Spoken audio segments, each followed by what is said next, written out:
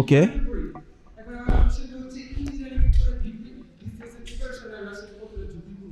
কতটা ঝুঁকিপূর্ণ? আলহামদুলিল্লাহ, ভালো তো। এখন তোমার টেকনিক্যাল সাবজেক্টে পড়ে যদি বিসিএস ক্যাডার হতে ইচ্ছা না করে, দ্যাটস কুল। আমি তোমার জায়গায় হলে আজকের দিনে, এখন তো ধরো একটু সিনিয়র হয়ে গেছি, অনেক কিছু বুঝি, তোমার জায়গায় হলে আমি সিভিল সার্ভিসে পরীক্ষা দিতাম না। আমি যেটা করতাম, জিআরই দিয়ে বাইরে চলে যেতাম। আমি তোমাকে পরামর্শ দিব, তুমি জিআরই দিয়ে আইএলটিএস দিয়ে বাইরে চলে যাও, বিসিএস দিও না। হ্যাঁ, তোমার আগ্রহ বিসিএস ক্যাডার হওয়া, তাহলে দাও ভাই। এখন ঝুঁকিপূর্ণ কি ঝুঁকিপূর্ণ না, সেটা তুমি কী করবা? আরে মিয়া, তুমি একটা মেয়েকে ভালোবাসো, সবাই প্রেম করে, এখন ওকে ছাড়া তুমি বাঁচতেছো না, এখন স্রোতে গা ভাসাতে তো হবেই। তুমি চাচ্ছ ওর সাথে প্রেম করতে, তুমি কি করবা বলো?